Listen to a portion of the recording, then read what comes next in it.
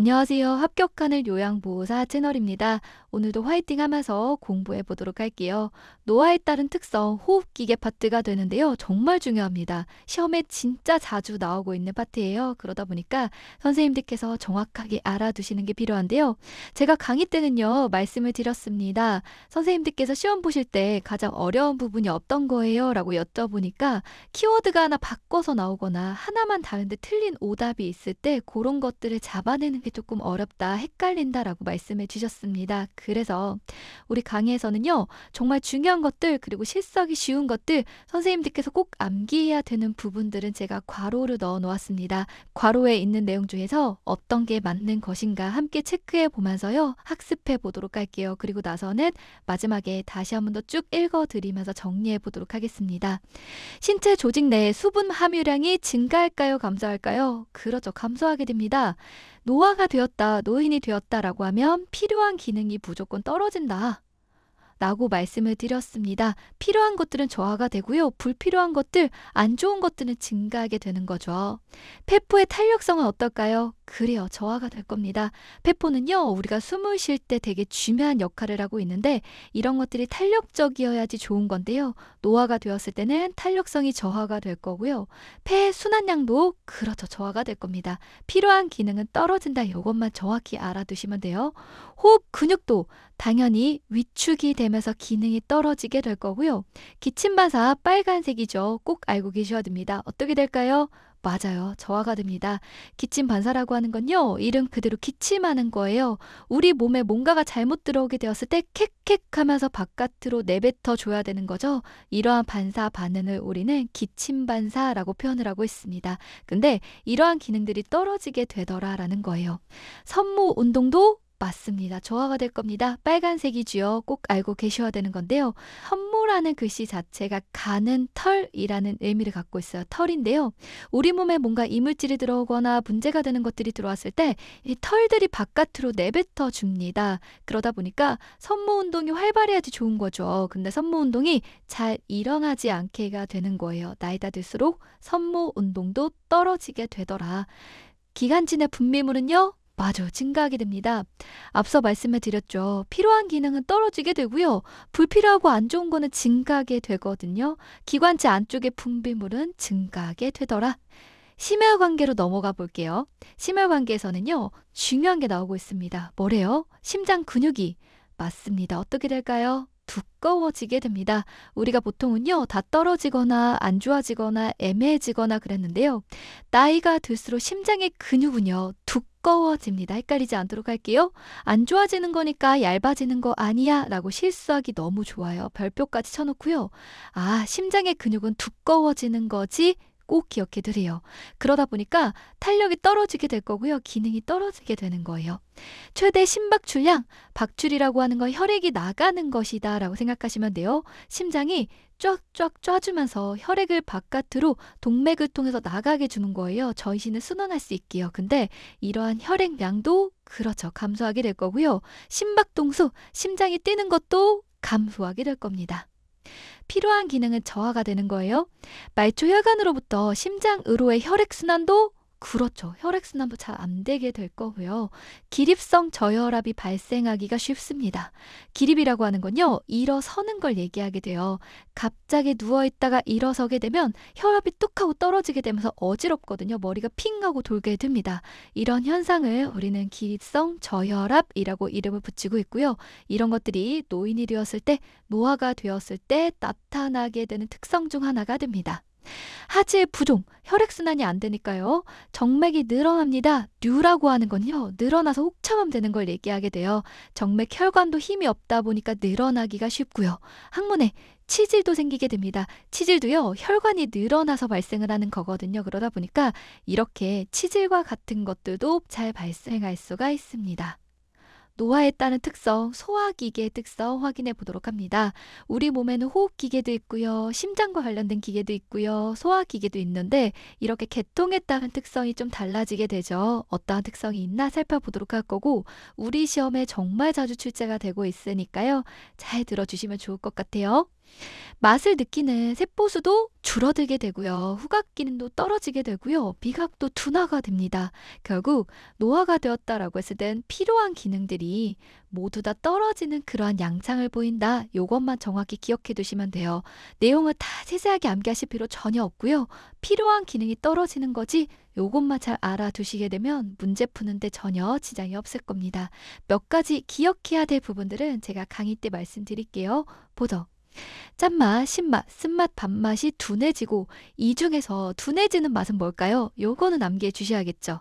맞습니다. 짠맛이라던가 단맛에 대해서는 둔해져요. 짜거나 단 거를 잘 느끼지 못하다 보니까 이런 상황에서 음식을 만들게 되면 맞아요. 음식이 되게 짜거나 되게 달거나 이럴 수가 있는 거죠. 그리고 상대적으로 잘 느끼는 맛이 있는데 그게 뭘까요? 맞아요. 신맛과 쓴맛입니다. 신 거 잘 못 드시잖아요. 쓴 것도 굉장히 잘 느끼십니다. 그러다 보니까 상대적으로 시거나 쓴 음식들은 먹기가 힘들다 라고 기억해 두시면 돼요. 단짠은 느끼지 못하고 신맛과 쓴맛은 되게 잘 느끼게 되더라. 시옷자가 들어가죠? 신맛, 쓴맛 이런 것들은 잘 느끼는 거예요. 타액과 위액 분비는 증가할까요? 저하될까요? 필요한 기능이 떨어진다 했죠. 맞아요. 분비가 돼야 되는데 되지 않으니까 저하가 될 거고요. 위액의 산도도 저하가 될 겁니다. 제대로 분비가 되지 않는 거예요. 소화 능력 당연히 저하가 될 겁니다. 췌장에서의 소화 효소의 생산 감소가 있을 거예요. 모든 기능들이 떨어지게 되다 보니까 췌장이라고 하는 우리 몸의 조직 기관이 있는데 여기서 나오게 되는 것들도 감소하게 된다라고 생각하시면 됩니다. 근데 여기서 나오는 소화 효소들은요, 원래 지방의 흡수를 도와주는데요. 소화 효소가 제대로 분비가 되지 않다 보니까 지방에 대해서도 흡수가 되거나 분해가 되거나 이런 게 다 떨어지게 됩니다. 필요한 기능 떨어지는 거예요. 췌장에서는요, 인슐린이라고 하는 당을 조절해주는 호르몬을 분비하게 되는데 이것 또한 감소하게 됩니다. 그러다 보니까 혈당에 대해서 제대로 내성을 갖추지 못하게 돼요. 제대로 대처하지 못한다 라고 생각하시면 돼요. 그걸 우리는 당내성이라고 표현합니다. 이런 것들도 당연히 떨어지게 돼 있죠. 당에 대해서 제대로 대처하지 못하는 거니까 당내성이 저하된다라고 표현하게 되고요. 당을 제대로 조절하지 못하다 보니까 당뇨병에 걸리기도 쉬운 거고요. 직장벽의 탄력성도 감소하게 됩니다. 직장 부분을 보게 되면요. 그쪽에도 힘이 없어진다라고 생각하시면 돼요. 그러다 보니까 변실금, 대변을 우리가 조절하지 못하고 보게 되는 것이죠. 이러한 증상도 나타날 수가 있는 거고 간 기능도 필요한 거죠. 어떻게 될까요? 맞습니다. 저하가 됩니다. 그러다 보니까 약물이 대상화되거나 제거가 되거나 이러한 능력들이 떨어져요. 간에서는요, 이러한 기능들을 하고 있는데 이런 것들이 제대로 되지 않는다라고 생각하시면 돼요. 결국 필요한 기능들이 다 떨어지게 되는 것, 요것만 정확히 기억해 두시면 될 것 같아요. 지금 보시게 되면 빨간색 글씨들은요, 중요한 부분들이거든요. 그러니까 선생님들께서 꼭 잘 봐주셔야 됩니다. 긍부격기 한번 보도록 합니다. 추간판이 오그라들어서 키가 줄어든다. 추간판이다 라고 하는 건요. 뭘까요? 맞아요. 우리가 흔히 표현할 때는 디스크라고 얘기하고 있는데요. 옆에 있는 그림 한번 보도록 할게요. 보게 되면 뼈거든요. 이렇게 척추뼈가 있는데 그 사이사이마다 요 색깔 보이시죠? 주황색 같은 거. 요거는요. 뼈 사이에 위치하게 되면서 젤리 같은 물질이 있어서 쿠션의 역할을 하는 거예요. 척추가 움직이는 것들도 도와줄 수가 있고요. 외부에서 충격이 들어왔을 때 그런 것들을 완화해주는 역할도 하고 있습니다. 이 부분을 우리는 추간판 혹은 디스크라고 표현을 하게 돼요. 선생님들께서 아이고야 허리에 디스크가 있어서 아프다. 불편하다 이런 말씀 들어보셨을 거예요. 실제로 그런 걸 경험하기도 하고요. 이럴 때 그 부분에 해당하는 거는 추간판, 디스크가 되는 거다. 이런 부분들이요. 나이가 들수록 오그라들게 되는 거고요. 그러면서 키도 줄어들게 됩니다. 뼈의 질량도 당연히 감소하게 될 거고요. 그러다 보니까 골격은 작아지게 되고 약해지게 되고 힘이 없다 보니까 가벼운 충격에도 부러지기가 쉬워요. 골절되기가 쉽더라. 근육의 긴장도와 근육량도 그렇듯 저하가 됩니다. 근육의 긴장도다라고 하는 건 근육이 잘 수축할 수 있는 것이라고 생각하시면 돼요. 긴장이라는 표현이 들어가니까 안 좋은 거 아닐까라고 생각하실 수가 있는데 그게 아니라 근육이 잘 수축해서 잘 할 수 있는 것을 얘기하게 되는 거라 이러한 필요한 기능들은 저하가 됩니다. 근육의 양도 저하가 될 거고요. 그 다음 내용 볼게요. 굉장히 중요한데요. 어깨는 어떻게 될까요? 맞아요. 좁아지게 됩니다. 꼭 기억해 두세요. 골반은 넓어지게 됩니다. 실제로 뼈가 막 좁아지고 막 넓어지고 이런 건 아니에요. 근데 상대적으로 나이가 들수록 체형이 변화하게 되고요. 자세도 변화하게 되죠. 그러다 보니까 어깨는 좁아지게 되고 골반은 넓어지게 된다라고 표현을 하고 있습니다. 헷갈리지 않도록 할게요. 어깨는 좁아지고 골반은 넓어지는 것. 팔, 다리의 지방은 어떻게 될까요?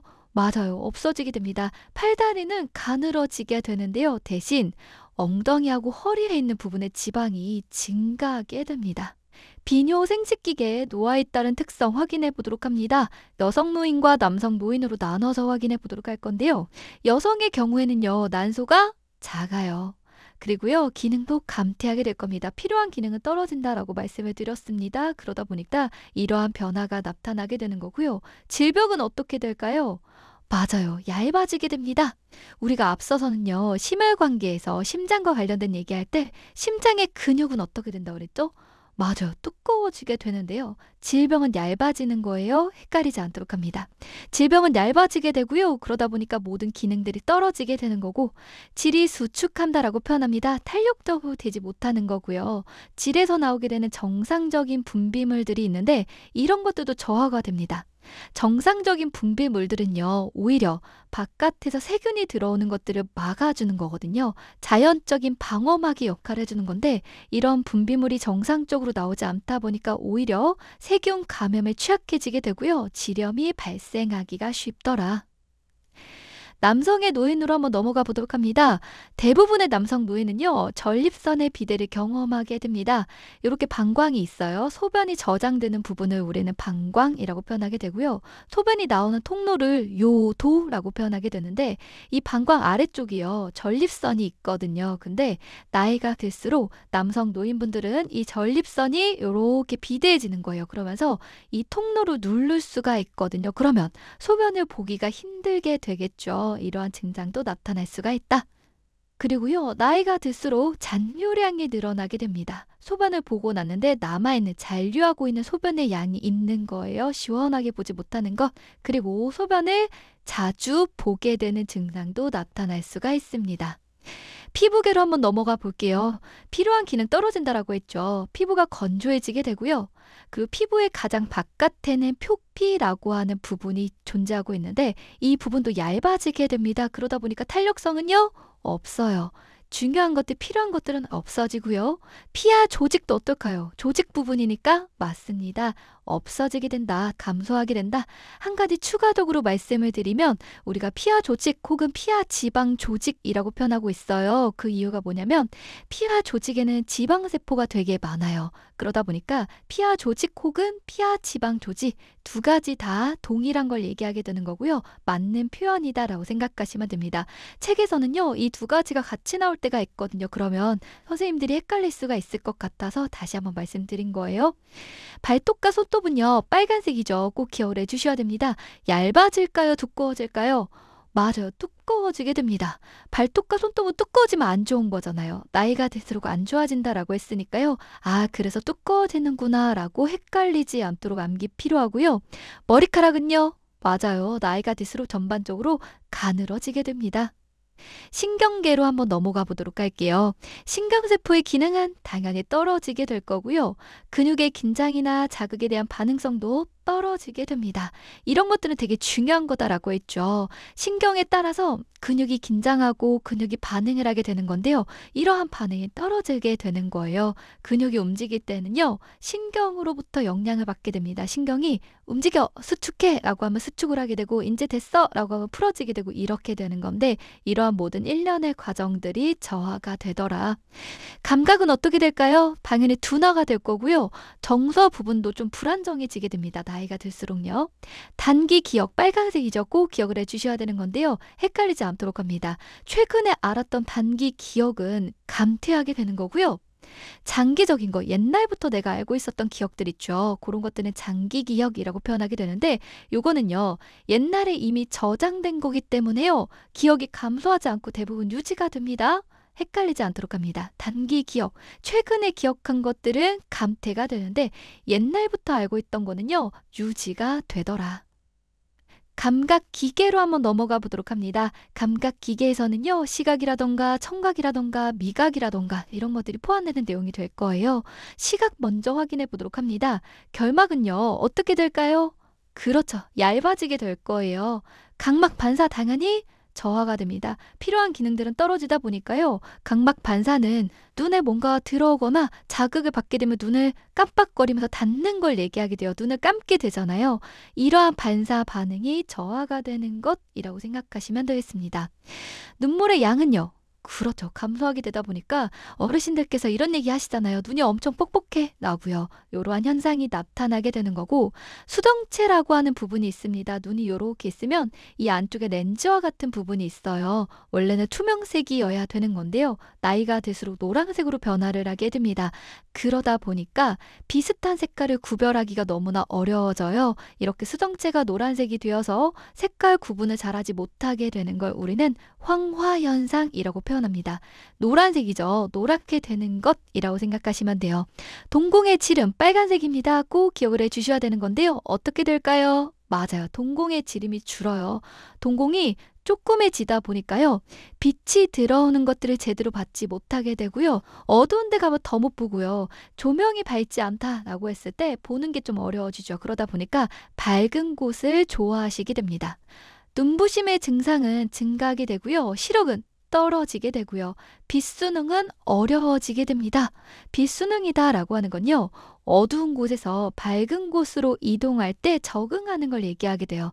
밝은 곳에 갑자기 나갔을 때 눈이 엄청 부시고 잘 안 보이게 되는데 이런 어려움들이 더 많아지게 된다라고 생각하시면 됩니다. 청각 한번 확인해 볼게요.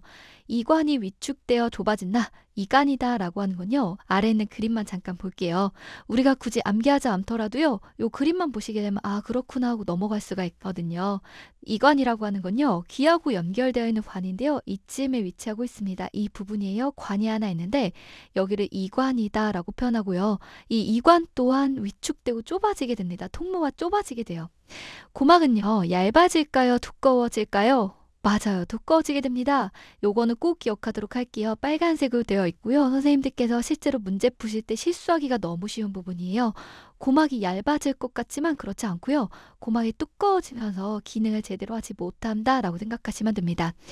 노인성 난청이라고 하는 건 노인이 되면서 난청, 듣는 게 곤란해지는 겁니다. 소리를 잘 못 듣게 되죠. 통계를 내보니까 남성에게서 상대적으로 여성보다 흔하게 발생을 하더라.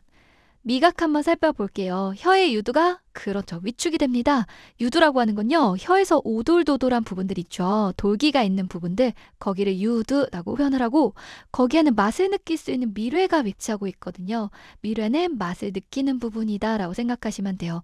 그러한 개수라던가 기능이 떨어지게 되거든요. 그러다 보니까 맛을 잘 못 느끼게 된다. 둔화가 된다라고 생각하시면 되는데 특히나요. 어떤 맛은 둔해진대요? 맞아요. 단짠.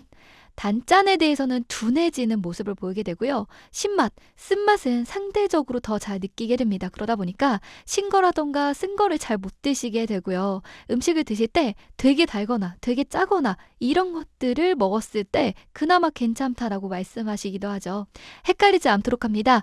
단짠은 잘 못 느끼게 되어 둔해지게 되는 거고 시옷, 쌍시옷 요것들은 잘 느끼게 된다. 신맛과 쓴맛은 더 잘 느끼더라. 입과 입술의 근육은요. 탄력이 당연히 떨어지게 될 겁니다. 근육과 관련된 부분들, 탄력과 관련된 부분들은요. 나이가 들면 들수록 떨어질 수밖에 없는 거죠. 침에 대한 분비량 그렇다 감소하게 됩니다. 아까 시각에서도요. 우리가 봤습니다. 눈물량 어때요? 그죠. 감소하게 되면서 건조하고 뻑뻑해진다라고 했는데요. 침을 분비하는 것도 마찬가지입니다. 분비량이 떨어지게 될 거고요. 후각의 기능 떨어지게 될 거고요. 미뢰의 개수나 기능이 떨어진다라고 했으니까 맛에 대해서 감지하는 능력도 떨어지게 될 겁니다. 그러다 보니 어르신들은요. 조미료 많이 넣은 것들, 자극적인 것들을 좋아하신다라고 생각하시면 됩니다.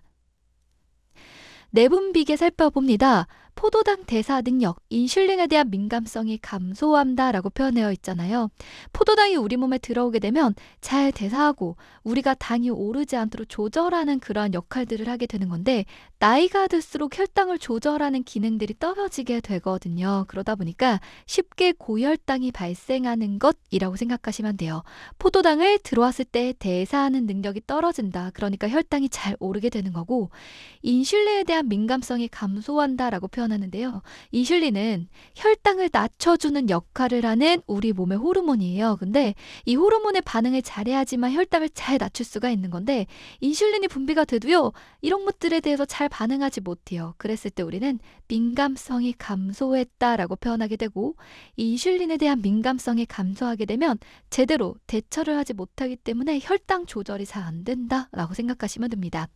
췌장이라는 곳에서요, 인슐린의 분비가 느리고 불충분하다, 인슐린이다라고 하는 건 혈당을 조절하는 호르몬이다라고 말씀을 드렸죠. 이 인슐린이 분비가 되는 기관이 췌장이라고 하는 조직 기관이 있습니다. 아, 그렇구나 생각하시면 되는데요. 공복의 혈당이 상승해요. 똑같은 겁니다. 혈당 조절이 잘 되지 않는다라고 생각하시면 되는데, 이런 것들은 암기하지 않게 되면 헷갈릴 수가 있거든요. 공복 혈당도 상승하게 된다. 근육 질량이 감소하게 되어서요, 기초 대사율도 감소하게 됩니다. 근육은요, 알아서 에너지를 소비하게 되는 건데요. 근육의 양이 감소하다 보니까 우리 몸에서 에너지를 소비하는 게 줄어들게 되죠. 그러다 보니까 기초 대사율이 감소한다라고 표현을 하고 있습니다. 여기까지 보게 되면 계통발에 따른 노화에 따른 특성을 모두 다 보게 되는 겁니다. 이거는요, 다시 한번 강조하겠지만 정말 자주 출제가 되고 있으니까 선생님들께서 정확히 잘 아셔야 되는 거고요. 제가 중요하다, 꼭 암기해 주셔야 된다라고 말씀드린 부분들을 꼭 암기하고 지나가셨으면 좋겠습니다. 마지막으로요, 노화에 따른 특성의 포인트 한번 살펴보도록 할 건데, 요거 되게 중요하거든요. 별표 치면서 제가 다시 한번 더 알려드리겠습니다. 정말 헷갈리기 쉬운 것들, 중요한데 실수하기 쉬운 것들 다시 한번 모아본 거고요. 심장의 근육은 어떻게 된다고요? 맞아요. 두꺼워지는 거. 제가 대부분의 필요한 기능들은 다 떨어져요 라고 말씀을 드렸고, 안 좋은 건 생겨요 라고 했는데요. 심장의 근육 그래서 얇아지는 거 아니야 라고 착각할 수가 있습니다. 아니에요. 심장의 근육은 두꺼워지게 되면서 제대로 기능을 하지 못하게 됩니다. 고막도요. 맞아요. 두꺼워지게 됩니다. 손발톱도요. 두꺼워지게 됩니다. 우리가 앞에 보았던 대부분의 기능들은 다 떨어졌죠. 근데 두꺼워지는 거, 반대대로 나타나게 되는 거를 제가 따로 모은 거니까요. 여기 있는 것만 잘 보셔도 문제 푸는데 지장이 없을 겁니다. 나머지는 다 저하되는 거였지, 여기 있는 것들은 증가되거나 두꺼워지는 거였어 라고 생각해 두시면 돼요. 약물에 둔감하게 반응하는 게 아니라, 그렇죠, 민감하게 반응을 하게 되고요. 기관지 분비물은 안 좋은 거니까 증가하게 되는 거고, 장기 기억은 그렇죠, 유지가 된다. 단기 기억은 그렇죠, 감소하게 된다. 최근에 기억하게 되는 것들은 떨어지게 되지만 옛날부터 기억하고 있던 장기 기억은 유지가 되더라. 요거 헷갈리지 않도록 하겠습니다. 그러면 지금부터 앞에 배웠던 내용을 다시 한번 쭉 정리하면서 마무리 짓도록 하겠습니다. 호흡기계에서의 노화에 따른 특성 너무나도 중요하죠. 신체 조직 내 수분 함유량이 그렇습니다, 떨어지게 되고요. 그러다 보니까 코 속의 점막도 건조해지게 됩니다. 폐포의 탄력성 저하가 될 거고요. 폐순환도 당연히 안 될 겁니다. 호흡 근육도 위축이 될 거고요. 중요한 거, 기침 반사 저하가 된다. 기도 안에서의 섬모 운동도 저하가 될 겁니다. 그러다 보니까 뭔가 이물질이 들어왔을 때 내뱉어내는 거, 바깥으로 배출하는 데 어려움이 있게 되는 것이죠. 기관지 내 분비물, 쓸데없는 것, 안 좋은 것은 증가한다라고 했죠. 그러니까 이런 것들은 증가하는 모습을 보인다. 심혈관계의 노화에 따른 특성 살펴보겠습니다. 역시나 너무나 중요한데요. 심장 근육이 어떻다고요? 맞습니다. 두꺼워진다. 그러다 보니까 탄력적이지 않아서 기능이 저하되는 거다. 헷갈리지 않도록 합니다. 최대 심박 출량 떨어지게 될 거고요. 심장이 뛰는 수, 심박 동수도 저하가 되는 거죠. 심장으로의 혈액순환 당연히 떨어지게 될 거고요. 기립성 저혈압이 발생하기 쉽습니다. 기립성 저혈압이라고 하는 건 갑자기 일어나게 되었을 때 머리가 핑 돌면서 어지럽게 되죠. 이러한 것들을 우리는 기립선 저혈압이라고 표현하게 되고 이런 증상이 잘 나타난다. 하지 부종, 정맥류, 항문의 치질과 같은 이런 식으로 혈액순환이 제대로 되지 않다 보니까 부종이 생기거나 혈관이 늘어나서 정맥류가 발생을 하거나 항문에 치질이 생길 수가 있습니다. 치질도요, 혈관이 늘어나서 발생하는 겁니다. 그러다 보니까 이와 같은 모든 증상들이 노화 때문에 발생하는 것입니다. 노화에 따른 특성, 소화기계의 특성 확인해 보도록 합니다. 맛을 느끼는 세포수는 줄고 후각기는 떨어지게 되고 미각도 둔화. 어떤 맛은 둔해지고요. 그렇죠. 탄, 짠, 둔해지고 시옷, 쓴맛과 신맛은 잘 느끼게 되더라. 탈과 위분비 떨어지게 되고요. 위액에서의 산도 저하가 됩니다. 산분비가 제대로 되지 않는 거예요. 그러다 보니까 소화 능력도 당연히 떨어지게 됩니다. 췌장에서의 소화효소 생산도 떨어지게 되어서요. 지방의 흡수라던가 분해도 떨어지게 되는 것. 췌장에서의 인슐린 호르몬 분비가 제대로 되지 않아서 당뇨병에 걸리기 쉬운 것. 당에 대해서 제대로 대처하지 못합니다. 당내성이 떨어지게 되는 거고요. 직장벽의 탄력성도 떨어지게 되고 간 기능도 떨어지게 됩니다. 간에서는요, 약물의 대사라던가 제거라던가 여러 가지의 기능을 하고 있는데 간의 기능이 떨어지다 보니까 당연히 대사가 되거나 뭔가 나쁜 독성 물질들이 제거가 되는 이러한 모든 것들도 떨어지게 됩니다. 근골격계의 노화에 따른 특성 살펴봅니다. 추간판이 오그라들어 키가 줄어든다. 추간판이다 라고 하는 건요. 디스크라고 표현하고 있죠. 척추뼈와 척추뼈 사이에 완충 역할을 하는 쿠션 역할을 하는 부분이 있는데 거기가 추간판이 되는 거고 나이가 들수록 그 부분이 오그라들어서요. 키가 줄어들게 됩니다. 뼈의 질량 감소하게 되고요. 그러다 보니까 골격 작아지고 약해지게 된다. 그래서 살짝만 자극을 받았는데도 불구하고 뼈가 부러지는 골절이 되기가 쉽다. 근긴장도 근육량도 저하가 됩니다. 긴장도라고 하는 건 그렇죠. 근육이 수축하는 것들 이런 게 잘 돼야 되는 건데 이런 능력도 떨어지게 되는 것. 중요한 얘기 나오고 있습니다. 어깨는 그렇죠. 좁아지게 되는 거고요. 골반은 넓어지게 됩니다. 실제로 뼈가 막 좁아지고 넓어지고 이런 건 아니지만 체형에 따라서 자세에 따라서 나이가 들수록 변화가 일어나는 건데 비교적 어깨는 좁아지게 되는 거고요. 골반은 넓어지게 되더라. 이 그림을 기억하시면 되겠죠. 좁, 골, 넓. 팔, 다리의 지방은 적어지게 되는데요. 엉덩이라던가 허리에서의 피하 지방, 지방은 많아지게 됩니다. 비뇨 생식기계로 한번 넘어가 볼게요. 여성 무인과 남성 노인으로 나뉘어서 우리가 살펴볼 건데 여성이다라고 했을 때 난소는 그렇죠. 작아지게 된다. 필요한 기능은 떨어지는 거니까요. 난소가 작아지면서 기능도 떨어지게 될 거고요. 질벽은 얇아집니다. 힘이 없어진다 라고 생각하시면 돼요. 그러다 보니까 탄력성이 떨어지게 되고요. 또 윤활 작용도 감소하게 됩니다. 질에서는요. 정상적으로 분비물이 나오고 있죠. 근데 이런 것들도 다 떨어지게 됩니다. 실제로 정상적인 질의 분비물이 있어야지만 외부로부터 세균이 들어오는 것들을 막아줄 수가 있는데요. 이런 작용들을 잘 하지 못해서 질염이 발생하기가 쉽더라. 남성 노인으로 넘어가게 되면요. 대부분의 남성 노인은 그렇습니다. 전립선 비대를 경험하게 돼요. 소변이 모이는 곳을 우리는 방광이라고 표현하게 되고요. 소변이 나오는 곳을 요도라고 얘기합니다. 방광 아래쪽에 이렇게 전립선이 있게 되는 건데 나이가 듦에 따라서 이 전립선이 붓는 경우가 많아요. 그렇게 되면 이 통로를 눌러버려서 소변이 나오는 것을 방해하게 됩니다. 잔뇨량이 늘어납니다. 소변이 남아있는 거예요. 봤는데 봤음에도 불구하고 소변이 많이 남아있는 잔뇨량은 늘어나게 되고 그러다 보니까 소변을 자주 보게 됩니다. 시원하게 보지 못하는 것이죠. 피부계의 노화에 따른 특성 살펴보도록 합니다. 역시나 필요한 기능, 좋은 기능들은 다 떨어지게 되고요. 안 좋아지는 것들은 나타나게 된다라고 생각하시면 되는데 피부 건조해지겠죠. 표피 얇아진다. 표피라고 하는 건 피부의 구조 중에 하나거든요. 가장 바깥쪽에 있는 부분을 우리는 표피라고 표현하게 되는데 이런 부분들 얇아지게 되고 탄력성이 떨어지게 됩니다. 피하 조직도 감소하게 됩니다. 피하 조직 혹은 피하 지방 조직이라고 표현하고 있어요. 두 가지 다 동일한 얘기가 되는 건데 피하 조직에는 지방세포가 많기 때문에 피하 지방 조직이라고 부르기도 합니다. 이런 부분들도요, 당연히 감소하게 되는 거고요. 중요한 얘기가 나오고 있습니다. 손발톱 어떻게 돼요? 맞아요. 두꺼워지게 됩니다. 우리가 보통은 얇아지거나 탄력성이 없어지거나 저하가 되는 건데 손발톱은 안 좋아지는 게 맞아요. 두꺼워지는 거예요. 그러다 보니까 이런 것들이 노화에 따른 특성에 해당이 됩니다.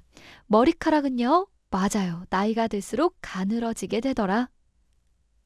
신경계 한번 살펴볼게요. 노화에 따른 특성에는요. 신경세포의 기능이 역시나 떨어지게 되는 거고요. 신경이 제대로 반응하지 못하다 보니까 근육의 긴장이나 자극에 대한 반응이 떨어진다라고 표현합니다. 신경에서는요. 근육이 잘 수축할 수 있도록 명령을 내려주는 건데 이런 것들이 잘 되지 않다 보니까 결국 운동신경이 좀 떨어져요. 근육의 긴장, 자극에 대한 반응성이 모두 다 저하가 된다. 감각은 둔화가 되고요. 정서 부분은 불안정해지는 모습을 보입니다. 단기 기억은 감퇴입니다. 이거 꼭 기억해 두셔야 되는 건데요. 최근에 기억했던 단기 기억은 감퇴가 나타나는데 예전부터 알고 있었던 장기 기억은 유지가 됩니다. 이전부터 저장되어 있던 기억이기 때문에 영향을 별로 안 받는데요. 노화에 따라서는 최근의 기억들은 잘 기억이 나지 않고 감퇴되어집니다. 감각기계의 노화에 따른 특성 살펴볼게요. 시각, 미각, 청각 이런 부분들에 대한 내용이 될 텐데요. 시각부터 확인해 봅니다. 결막은 얇아지게 되지요. 필요한 기능들은 떨어지게 되니까 각막 반사 그렇습니다. 저하가 돼요. 노화가 될수록요. 우리 몸의 반사 기능들은 다 떨어진다라고 생각하시면 됩니다. 눈물의 양도 그렇죠. 감소하게 됩니다. 빨간색으로 되어 있는 것들은 선생님들께서 꼭 기억을 해 주셔야 됩니다. 눈물의 양도 감소하다 보니까 눈이 뻑뻑해지게 되고 건조해지게 되는 거죠.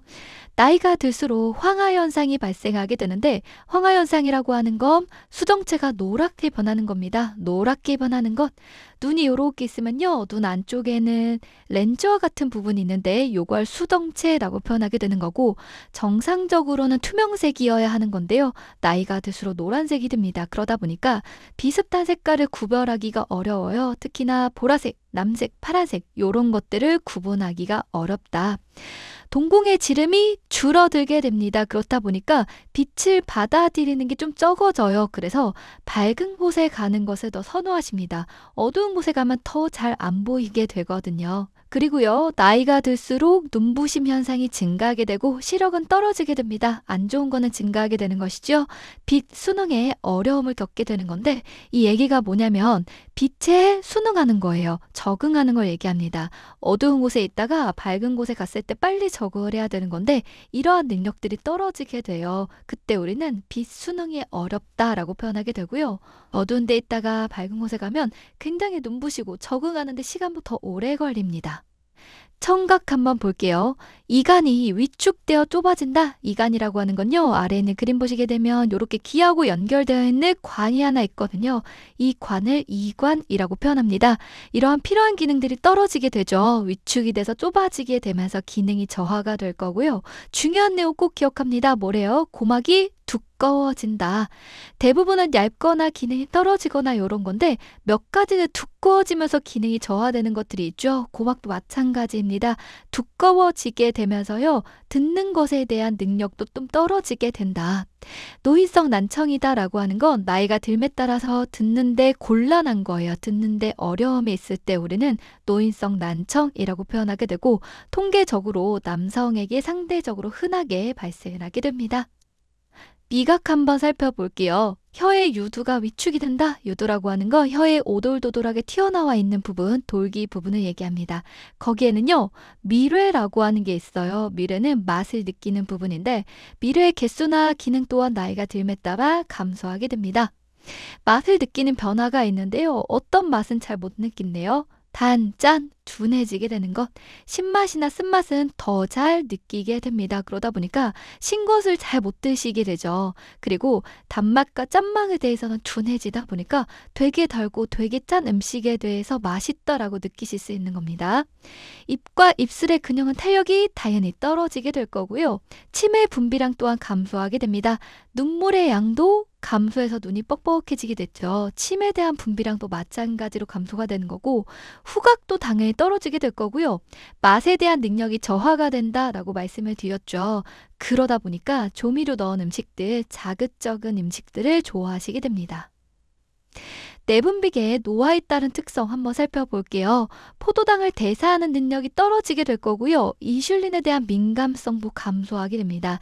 결국 이런 것들이 잘 되지 않다 보니까 혈당 조절이 되지 않아서 쉽게 고혈당이 발생하게 되는 거예요.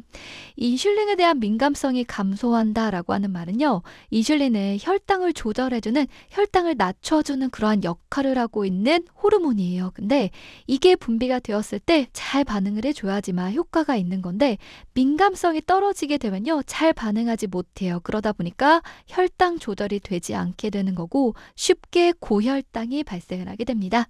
인슐린은요. 어디에서 분비가 될까요? 맞습니다. 췌장이라고 하는 기관에서 분비를 하고 있는데 나이가 듦에 따라 인슐린의 분비가 잘 되지 않는다. 그러다 보니까 공복혈당이 올라가 있다. 혈당 조절이 되지 않다 보니 공복혈당이 상승되어 있다. 그리고요. 기초대사율도 감소하게 됩니다. 기초대사율이다라고 하는 건 우리 몸에서 가만히 있어도 쓰게 되는 에너지를 얘기하게 되는 거예요. 근데 나이가 듦에 따라 근육량이 줄어들게 되죠. 근육은요. 원래 에너지를 쓰는 거거든요. 근육량이 줄어들다 보니까 에너지를 쓰는 것들이 별로 없어져서 결국 기초대사율도 감소하게 되는 겁니다. 노화에 따른 특성 포인트 마지막으로 정리하고 맞춰보도록 하겠습니다. 앞서서 정말 중요하다고 했습니다. 대부분의 기능들은요 다 떨어져요. 특히나 필요한 기능들은 다 떨어지게 되는데 나쁜 것들은 증가한다라고 했죠. 대부분의 것들은 얇아지거나 없어지거나 감소하거나 저하하는 거였는데 몇 가지는 두꺼워지면서 기능이 저하되는 게 있었습니다. 그것만 추려놓은 거예요. 살펴볼게요. 심장의 근육, 그렇죠. 두꺼워진다. 그러면서 탄력이 떨어지게 되고 기능이 저하된다. 고막, 두꺼워지면서 기능이 저하되는 것 잘 못 듣게 되는 것이고요. 손발톱, 두꺼워지면서 안 좋아지는 거다. 다른 것들은 다 얇아지는 거였지만 얘네들은 두꺼워져서 기능이 떨어지는 거예요. 요것만 정확하게 암기해두시고요. 나머지 것들은 저하되거나 얇아지는 거였지라고 생각하시면 되겠습니다. 약물에요. 둔감하게 반응하는 거 아니고 맞아요. 민감하게 반응하더라. 그렇다 보니까 약물 축적이 되어서 중독 현상이 나타날 수 있다. 요것도 같이 기억하도록 하고요. 안 좋은 건 증가하는 거죠. 분비물 증가하게 됩니다. 장기 기억은 유지가 되는데 어떤 기억은 감퇴가 된다. 잘하지 못한다라고 했습니다. 그게 뭐였죠? 맞아요. 단기 기억. 최근에 기억했던 단기 기억은 저하가 됩니다. 잘 기억하지 못하는데요. 예전부터 기억하고 있었던 장기 기억은 유지가 되는 특성을 갖습니다. 가장 헷갈리기 쉽고 틀리기 쉬운 부분만 다시 한번 정리한 거니까요. 여기 있는 내용들 꼭 봐주시면 좋겠습니다. 지난 시간에는 노화에 따라 나타날 수 있는 주요한 특성들에 대해서 확인을 했죠. 이번 시간에는요. 노화에 따라 나타날 수 있는 주요 질환들 확인해 보도록 합니다. 질환의 이름이 많다 보니까 헷갈릴 수가 있는데요. 중요한 내용들만 쏙쏙 뽑아서 강의로 준비했으니까요. 함께 확인해 보도록 할게요. 소화기계 파트가 나오고 있습니다. 주요 질환이다 라고 했을 땐 여러 가지 계통이 있죠. 호흡기계도 있고 심혈관계도 있고 소화기계도 있고 비뇨기계도 있고요. 이런 식으로 나뉘어지게 될 텐데 각각의 계통에 따라 질환을 확인해 볼 거예요. 혹시나 이전 강의 아직 보지 않으신 선생님들이라면 꼭 이전 강의도 확인해 주세요. 제가 아래 설명 더보기란에다가 이전 강의 링크 넣어 놓겠습니다. 그 링크 딱 누르시면 바로 강의로 연결이 될 거니까요. 지난번에 했던 강의를 꼭 확인해 주시면 좋을 것 같아요. 소화기계에서는요. 위염, 위궤양, 위암 이와 같은 것들이 나오고 있는데 소화기계라고 하는 건요. 어떤 걸 얘기하는 거예요, 선생님들? 맞아요. 뭔가를 먹고 그 다음에 우리가 대변을 보잖아요. 이 일련의 과정들, 소화시키는 과정에 대한 부분들을 우리는 소화기계라고 표현하게 됩니다. 그러다 보니까 여기서는 위염이라던가 위궤양이라던가 이와 같은 질환들이 나오게 되는 거예요. 위염이라고 하는 건요. 이름 그대로입니다. 위에서 염증이 발생하는 것이라고 생각하시면 돼요. 위가 있는 부분 자체가 우리 몸통에서 중간쯤에 있거든요. 그러다 보니까 우리가 통증 부위를 표현할 때에는요. 명칭 척추 부위에 심한 통증이 있어? 라고 얘기하고 있습니다. 암기하실 필요는 없고요. 아, 이런 특징을 갖고 있구나 하고 넘어가시면 될 것 같아요. 위궤양 한번 보도록 합니다. 위염은요, 위에서의 염증을 얘기하는 거라고 했죠. 위궤양은 조금 더 심한 상처, 손상이라고 생각하시면 됩니다. 그래서 점막, 가장 바깥쪽에 있는 점막뿐만 아니라 그 아래쪽에 깊숙하게 손상이 되는 걸 얘기하게 돼요. 그때 우리는 근육층까지 손상이 된다라고 표현하고 있습니다. 다시 말하면 위염보다 조금 더 손상의 깊이가 깊은 것들, 그랬을 때 우리는 위궤양이라고 표현하고 있고요. 이 손상의 정도가 더 심해지게 되면요. 맞아요. 피가 날 수도 있고요. 또 천공입니다. 천공은요, 구멍이 뚫리는 걸 얘기해요. 구멍이 뚫릴 수도 있고요. 또 그 부분에 문제가 심해지다 보니까 엉겨 붙는 거예요. 협착이 나타날 수도 있습니다. 위암 확인해 보도록 할게요. 암은요, 서서히 진행하는 것들도 있고 되게 빨리 진행하는 것들도 있는데요.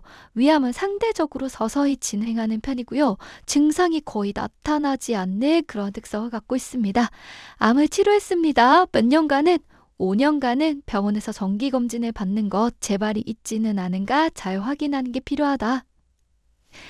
대장암 확인해 보도록 할게요. 대장암은요, 특히나 기름진 거 많이 먹거나 아니면 대장에 용종, 뭔가가 달려있는 것들 있죠. 이런 것들이 치료가 되지 않았을 때 암으로 발생할 수가 있습니다. 특히나 먹는 게 너무나 중요한 암이에요. 그렇기 때문에 대장암에 관련해서는요, 선생님들께서 어떤 음식이 도움이 되는구나, 어떤 것들이 먹지 말아야 되는구나, 요 정도만 알고 넘어가시면 될 것 같은데요. 어떤 게 좋대요? 통곡물, 생채소, 생과일, 요런 것들, 식이섬유가 많은 것들, 이런 게 도움이 될 거고요. 반면에 가공식품, 인스턴트 식품, 훈연식품, 이와 같은 것들을 피해 주셔야 됩니다. 기름기가 많은 것들, 요런 것들도 피해 주셔야 된다라는 거 기억하도록 할게요. 우리가 이렇게 표현하기도 해요. 기름기가 많고요. 이와 같은 것들은 잔여시기가 아니다. 섬유소가 적다라고 해서 저잔여시기라고 표현하기도 합니다. 저잔여시기는 피하는 거예요. 대장에 좋은 거는 잔여가 잘 되는 것들, 섬유소가 많은 것들, 이러한 음식물들이 좋은 거다. 요거 헷갈리지 않도록 합니다. 하루에 물도 충분히 마시는 거 필요하게 될 거고요. 설사로 넘어가 볼게요. 이거는 너무나 잘 알고 계실 것 같은데, 이때 우리가 어떠한 예방법, 어떠한 치료를 해야 되는가, 요것만 봐주시면 되겠습니다. 설사는요, 묽은 변을 보는 거죠. 그렇기 때문에 제대로 물을 섭취해주지 않게 되면 탈수가 발생할 수가 있습니다. 물을 충분히 마시는 게 중요하다. 요거 꼭 기억을 해주세요. 설사가 있으니까 먹으면 안 된다. 이러면 안 되는 거고요. 설사가 있어도 탈수를 예방하기 위해서 물을 충분히 마시는 게 매우 중요하다. 기억해 두시면 되겠습니다. 지사대는요, 설사가 나오는 거를 막는 거예요. 저지시키는 겁니다. 이러한 약물을 함부로 쓰면 절대 안 됩니다. 어떠한 이유 때문에 설사가 발생하는지 모르기 때문에 무조건 설사가 나오지 않게 하는 약물을 복용하시게 되면 치료가 안 되는 거죠. 그러니까 적절하지가 않은 거고요. 필요할 때에는 설사를 해서 내보내야 될 수도 있는 거잖아요. 그러니 원인이 밝혀지지 않았는데 지사제 같은 거 함부로 복용하거나 그래서는 안 된다. 기억하도록 합니다. 장 운동을 증가시키는 음식을 섭취를 피해야 됩니다. 요거 조금 의외니까요. 선생님들께서 이해해 주시는 게 필요하게 되는데요. 대장암이랑 반대가 돼요. 대장암은 섬유소가 많은 것들을 먹었어야 되는 거였죠. 그러면 대장에 좋은 거다라고 말씀을 드렸는데, 설사일 때는요, 반대입니다. 섬유소가 많은 것들은 대장을 자극하게 돼요. 안 그래도 설사가 심한데 대장을 자극하게 되면 대장 운동이 활발해지게 되면서 설사가 더 심해질 수가 있거든요. 그러니 이때는요, 장 운동을 증가시키는 섬유소가 많은 것들을 섭취하면 안 된다. 반대가 되는 거니까 꼭 기억하도록 할게요. 섬유소가 많은 것들 좋지 않고요. 지방이 많은 것들, 이런 것들은 대장을 자극하게 되는 거다 보니까 마찬가지로 설사가 있을 때 적절하지가 않습니다. 변비로 넘어가 볼게요. 변비는요, 여러 가지 원인 때문에 발생할 수가 있는데, 특히나 먹는 게 조금 문제가 있을 때, 아니면 약물 같은 것들을 잘못 복용했을 때, 아니면 변비를 유발할 수 있는 약물을 복용했을 때 나타날 수가 있습니다. 원인 한번 살펴볼게요. 일단은요, 수분 섭취가 부족할 때 변이 딱딱해지게 될 거고요. 대변을 보기가 어려울 겁니다. 그뿐만이 아니라 섬유질이 많은 고섬유질의 음식을 잘 섭취하지 않았을 때, 그때 우리는 변비 변비가 발생할 수가 있다. 섬유질은요, 대변을 잘 볼 수 있게 도와주죠. 장을 자극해줍니다. 장의 운동을 활발하게 도와주는 역할을 하는데 이런 섬유질이 적게 들어있는 음식을 섭취하게 되면 대변을 보기가 어려울 수 있죠. 하재 남효로 인한 배변 반사가 저하가 되었을 때 배변 반사라고 하는 건요, 배변을 보려고 하는 우리의 작용이라고 생각하시면 되는데 하재를요 남용하게 되면 하재는 아래로 나올 수 있게 도와주는 약물이에요. 변비가 있을 때 해결해 줄 수 있는 약물이 되는 건데 이런 것들을요 너무 남용하는 거예요. 불필요하게 많이 복용을 하시게 되는 거예요. 그러면 원래는 우리 몸이 알아서 배변 활동을 하면서 대변을 배출하려고 노력해야 되는 건데 그런 반사작용들이 저하가 되는 거예요. 그렇게 노력하지 않아도 약 먹으면 쑥 하고 나오게 됐었거든요. 그러다 보니까 우리 몸이 알아서 안 하려고 하게 됩니다. 이런 것들은 변비의 원인이 될 수가 있는 거니까 하재를 불필요하게 절대 복용하면 안 되겠죠. 변비를 유발하는 약물을 사용하게 되었을 때도 마찬가지로 변비가 발생할 수가 있습니다. 옆에 보시게 되면요, 항암제, 마약성 진통제, 제산제가 있지요. 이와 같은 것들은 대표적으로 복용하게 되었을 때 변비를 유발하게 되는 것들입니다. 치료 및 예방으로 한번 넘어가 볼게요. 일단은요, 섬유소가 많은 것들을 섭취하게 되면 장의 운동을 자극해서 활발하게 해준다, 배변 활동을 도와줄 수 있다라고 말씀을 드렸죠. 그러니까 식이섬유가 많은 것들을 섭취하는 게 도움이 될 거고요. 물을 충분히 섭취하는 것도 당연히 도움이 될 겁니다. 물 섭취가 부족하게 되면 대변이 딱딱해서 나오기가 어려울 거니까요. 충분하게 물 섭취를 해주는 것들, 그리고 복부를 마사지 해주게 되면 배변 활동을 도와줄 수가 있습니다. 복부를 마사지 할 때는요, 이렇게 시계 방향으로 해주셔야 되는 거예요. 요것도 함께 기억하도록 합니다. 그 이유가요, 우리 몸 안에 있는 대장이요, 이런 식으로 방향이 나 있습니다. 그렇기 때문에 대장의 방향과 일치하게 마사지를 해줘야지만 안 그래도 대변이 이런 식으로 나가게 될 거거든요. 그래야 도움을 받을 수 있는 거다라고 생각하시면 돼요. 복부 마사지라면 도움이 되는데 시계 방향으로 해준다. 호흡기계의 주요 질환 확인해 보도록 합니다. 독감이 나오고 있어요. 다르게 표현하면 인플루엔자라고 얘기합니다. 영어 이름이라고 생각하시면 돼요. 독감, 인플루엔자 동일한 얘기고요. 이때 중요한 포인트는 뭐냐? 매년 1회 예방접종하는 게 큰 도움이 되더라. 요거 꼭 알아두도록 하겠습니다. 노화가 되었다, 노인이 되었다, 질병에 걸리기가 쉬울 텐데요. 매년 1회 독감 예방접종을 해서 예방하는 게 너무나 중요하다. 만성기관지염 한번 살펴보도록 할게요. 만성기관지염이라고 하는 건 만성적으로 기관지에 염증이 발생하는 걸 얘기하게 되는데 여러 가지 요인이 있는데요. 주요한 요인 중에 하나가 뭐냐? 흡연이에요. 그러다 보니까 흡연 때문에 발생하는 경우가 많아서 치료 및 예방에서는요, 금연이 너무나 중요하다. 여기까지 연결해서 기억하도록 하겠습니다. 기관지에 염증이 발생하다 보니까요, 가래가 되게 많아지게 됩니다. 가래를 충분히 잘 배출하는 게 필요하게 되는데 배출할 때 어떻게 해야 돼요? 그렇죠. 심호흡과 기침을 통해서 가래를 배출하도록 하는 거고, 목에 자극이 되지 않도록 하는 게 필요합니다. 지나치게 뜨겁거나 차가운 음식 좋지 않고요. 자극적인 음식도 당연히 좋지 않을 겁니다. 그렇기 때문에 이런 것들은 피하는 게 필요하게 된다. 세 번째로 폐렴이 나오고 있습니다. 폐렴이라고 하는 건요, 폐에 염증이 나타나는 것이에요. 세균 때문에 폐에 염증이 발생할 수도 있고요. 또 바이러스 때문에 발생할 수가 있는데 이런 것들은 그렇구나 해주시면 되는데요. 흡인성 폐렴을 선생님들께서 꼭 기억을 해주셔야 됩니다. 흡인성 폐렴이라고 하는 건 세균이나 바이러스 때문에 발생한다기보다는요, 뭔가가 잘못 흡인되는 거예요. 기도로 넘어가는 거예요. 그러면서 그것 때문에 염증이 발생하게 되는 걸 얘기하게 됩니다. 예를 들면 음식물이 잘못 숨쉬는 통로, 기도로 넘어갈 수가 있고요. 또 이물질과 같은 것들이 기도로 넘어가게 되면 염증을 유발하게 되어 뭔가가 잘못 넘어가서 흡인이 되면서 발생하게 되는 폐의 염증을 우리는 흡인성 폐렴이라고 표현합니다. 네 번째로 천식 한번 확인해 보도록 할게요. 정말 자주 출제가 되는 질환 중 하나가 될 텐데요. 천식이라고 하는 건요, 기도가 과민한 반응을 보이는 걸 얘기하게 됩니다. 기도라고 하는 건 우리가 숨을 쉬는 통로가 될 텐데요. 그 부분이 과민하게 알레르기 반응이 나타나게 되는 겁니다. 여러 가지 원인 때문에 발생할 수가 있는데 꽃가루 때문에 그럴 수도 있고요. 진먼지, 진드기도 주요한 원인 중에 하나가 되고요. 갑작스럽게 온도가 낮아지거나 아니면 올라갔을 때, 습도가 갑자기 변화했을 때, 차고 건조한 공기에 갑자기 노출이 되었을 때 이와 같은 요인들 때문에 알레르기 반응이 나타날 수가 있습니다. 이때 특징적인 증상은요. 호흡음이 어떻대요? 맞아요. 숨을 내쉴 때 쌕쌕거리는 호흡음을 보이게 됩니다. 숨을 후 하고 내쉬는데 쌕쌕거리는 소리가 나는데 이런 특징적인 증상은 천식에서 볼 수 있는 거고요. 치료를 한번 보도록 합니다. 제일 중요한 치료가 뭘까요? 맞아요. 원인 물질에 노출되지 않도록 하는 게 필요합니다. 노출이 되었을 때 기도에서 알레르기 반응이 나타나는 거죠. 알레르기 반응이 나타나는 그런 원인 물질이 있을 텐데 그 물질을 피하는 게 가장 중요한 예방법이 됩니다. 폐결핵으로 한번 넘어가 볼게요. 결핵이 발생을 하게 되었는데 이때 특징적인 증상 빨간색 글씨죠. 선생님들께서 꼭 암기해 두시고 계셔야 됩니다. 어떻대요? 오후가 되면요. 열이 엄청나게 오르게 됩니다. 그러다가 다시 늦은 밤이 되면 식은땀이 나면서 열이 내려지는 그러한 증상이 반복적으로 발생을 하게 됩니다.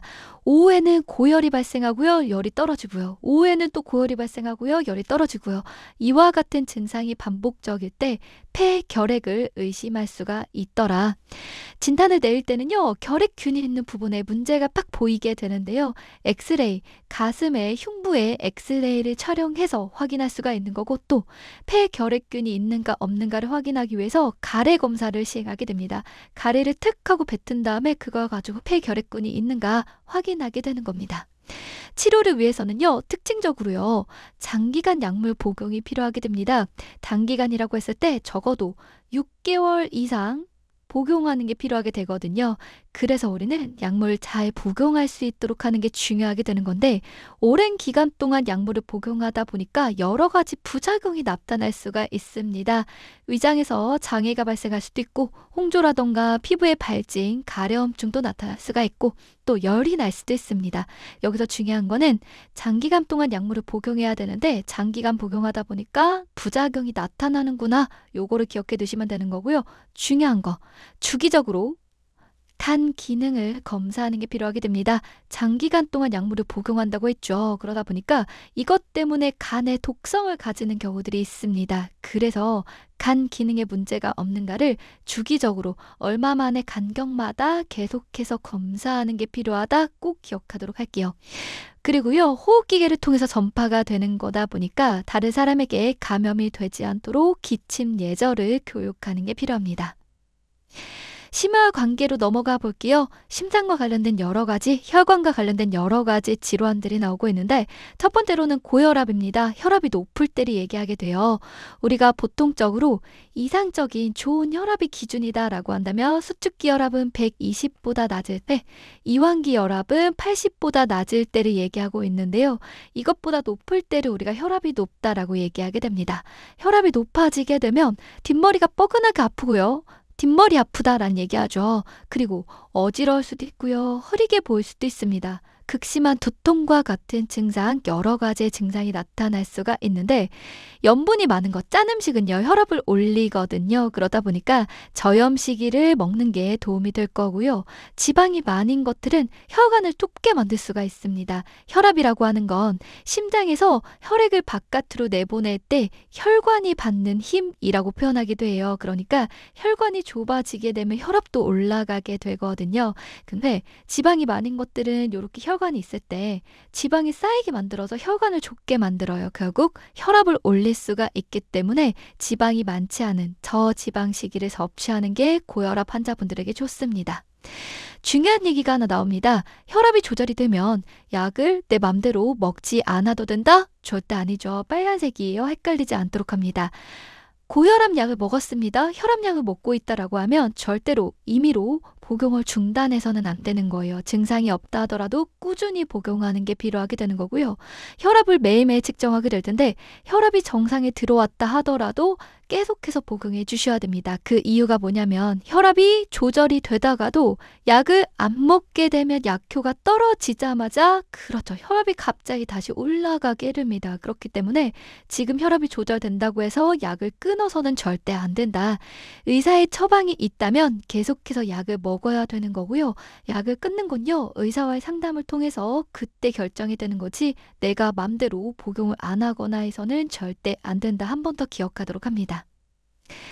동맥경화증이 나오고 있어요. 동맥경화증이라고 하는 건 동맥이 경화, 딱딱해지는 걸 얘기하게 됩니다. 그 이유가 뭐냐면 안쪽에 지방이 이렇게 축적이 됩니다. 그림 한번 보도록 할게요. 혈관 안쪽에 지방이 축적되다 보니까 그쪽의 기능이 떨어지게 되고요. 혈관이 딱딱해지게 되고 결국 혈관 안쪽이 좁아지게 되면서 심할 땐 막힐 수가 있는 거죠. 이런 증상이 있을 때 우리는 협심증, 더 심할 때 심근경색증이라고 표현하게 되고요. 이와 같은 증상이 있을 때는 가슴의 통증, 흉통이 나타나게 됩니다. 이때 치료 및 예방에서도요. 마찬가지로 염분이 적은 것들이 좋을 거고요. 지방이 적은 식이를 해야지만 도움을 받을 수가 있더라. 특히나 심장과 관련된 뭔가 이상이 있다, 문제가 있다, 혈관에 문제가 있다라고 했을 때 저지방식이, 저염식이 이 두 가지는요. 기본적인 식이요법에 해당이 되는 거니까요. 뭔가 문제가 있다, 심장에 혹은 혈관에 문제가 있다라고 하면 이런 식이들은 맞는 거구나 라고 생각해 주시면 됩니다. 심부전으로 한번 넘어가 볼게요. 요거 너무나 중요하게 자주 출제가 되는 질환이 되는 건데 심장이요. 완전하게 기능하지 못할 때 우리는 심부전이라고 표현합니다. 어떤 기능을 하지 못하게 되냐면 심장은요. 원래 잘 짜줘야 돼요. 심장이 수축을 하면서 짜주면서 전신으로 혈액을 보내주는 건데 심장의 기능이 떨어집니다. 수축을 하지 못하게 되는 거예요. 그러면 제대로 짜주지 못하니까 혈액이 충분하게 우리 몸을 돌 수가 없는 상태. 그랬을 때 우리는 심부전이라고 표현하게 됩니다. 혈액순환이 제대로 되지 않는 거죠. 그러다 보니까 여러 가지 증상들이 나타나게 되는데요. 머리가 핑 도는 현기증이 나타날 수도 있고요. 호흡곤란도 발생할 수가 있습니다. 왜 그러냐면 심장은요. 폐랑 바로 직접적으로 연결되어 있습니다. 이렇게 심장이 있으면 옆에 폐가 있고요. 바로 연결이 되어 있어요.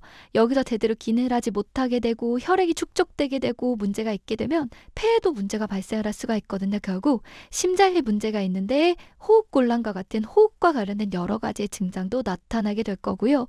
혈액순환이 제대로 되지 못하다 보니까 우리 몸에 부종도 나타나게 됩니다. 역시나 염분이나 수분 섭취에 제한이 필요하게 됩니다. 심장이 제대로 짜주지 못해요. 역할을 하지 못하니까 우리 몸에 혈액이 잘 돌지 못하고 그냥 축적만 돼 있는 겁니다. 부어버리게 돼요. 그러니 우리 몸을 붓게 하는 것들을 제한하는 게 필요하게 되고요. 짠 것들 먹는 거 제한하게 되고요. 수분 섭취도 제한하게 되는 겁니다. 그리고 매일 체중을 측정하도록 하게 됩니다. 우리 몸에 얼마나 부었는가 부종의 정도를 확인하기 위해서 체중을 측정하게 되는 거고요. 심장이 제대로 기능을 하게 되면 붓는 게 좀 덜할 거고요. 심장이 제대로 기능을 하지 못하게 되면 부종이 더 심해지게 되고 체중이 더 증가하게 되겠지요. 빈혈로 한번 넘어가 봅니다. 빈혈이라고 하는 건요. 혈구가 뭔가 부족한 것이라고 생각하시면 돼요. 그러다 보니까 어지러움증과 같은 증상이 나타날 수가 있는데 우리가 정의를 내릴 때는요. 적혈구가 부족하다 혹은 적혈구 안에 구성 성분에는 헤모글로빈이라고 하는 성분들이 있습니다. 근데 이 성분이 부족하게 되면 우리 몸에 산소 공급이 부족하게 되는 거고 이것 때문에 빈혈의 증상, 어지러움증과 같은 증상이 나타나게 됩니다. 헤모글로빈이요. 우리 몸에 산소를 전달해주는 그런 역할을 하고 있기 때문에 그런데 여기까지 들어가게 되면 너무 어렵고요. 선생님들께서 기억하실 때에는 빈혈이라고 하는 건 뭔가 빈한 거예요. 뭔가 부족한 겁니다. 적혈구가 부족하거나 아니면 적혈구 안에는 헤모글로빈이 부족한 것이라고 생각하시면 돼요. 헤모글로빈 이 이름이 조금 생소하실 수가 있는데요. 5번만 읽어볼까요? 헤모글로빈, 헤모글로빈, 헤모글로빈, 헤모글로빈, 헤모글로빈. 맞습니다. 이게 부족하게 되었을 때 우리가 빈혈이라고 표현하게 되는 거고요. 치료를 하게 되면요. 철분제를 복용하면 되거든요. 부족하다 그랬죠. 뭔가 혈액과 관련된 게 부족하니까 철분제를 복용하게 되면 보충이 되는 건데 철분제 흡수를 올려주는 게 있습니다. 그게 뭐래요? 비타민 C예요. 오렌지 주스라고 표현하기도 하는데요. 오렌지 주스와 같이 비타민 C가 많이 들어있는 것을 철분제하고 같이 복용을 하게 되면요. 철분의 흡수를 또 올려줄 수가 있습니다. 도움이 되는 거예요. 요거 꼭 암기해 두셔야 되는 거.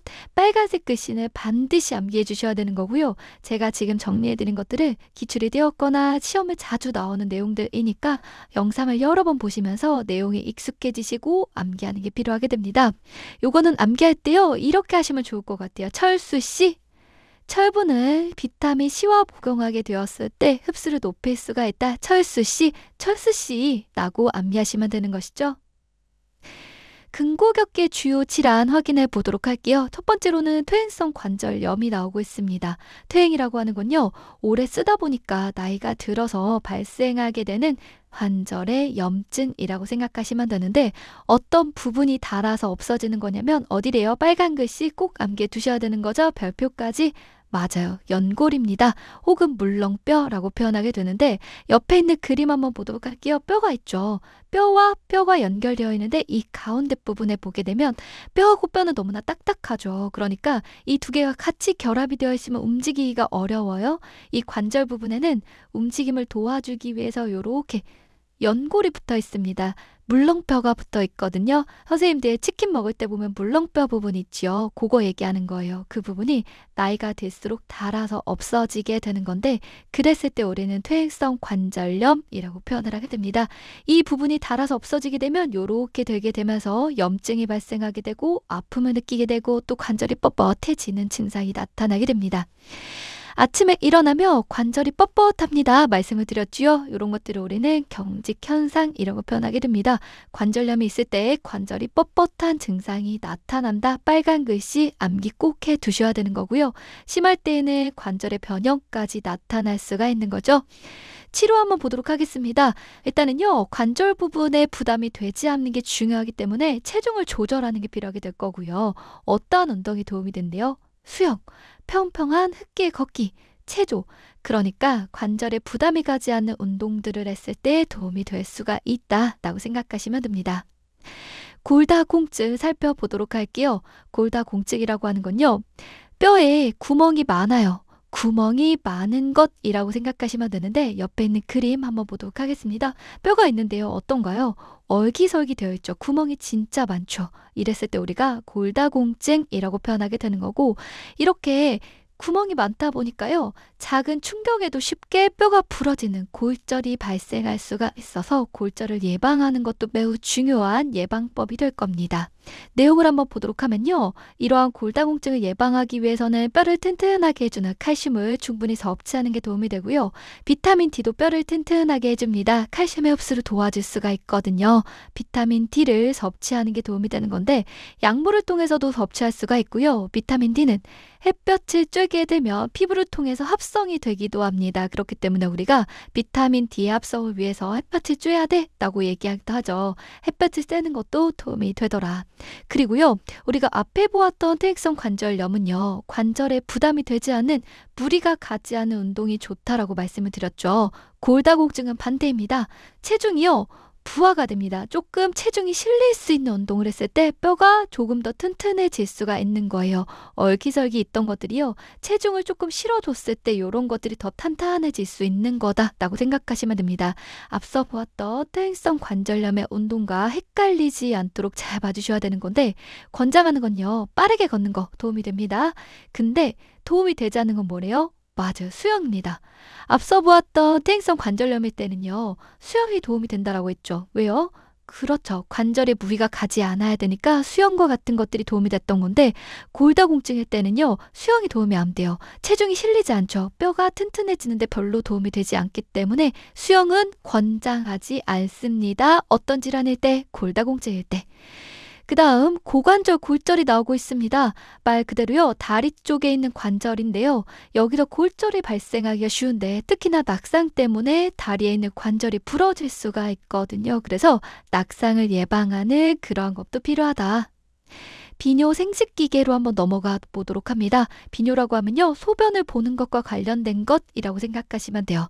첫 번째, 요실금이 나오고 있습니다. 소변을 실수하는 겁니다. 조절하지 못하게 나오게 되는 것, 내가 조절하기가 어려운 상태일 때 요실금이라고 표현하게 되고요.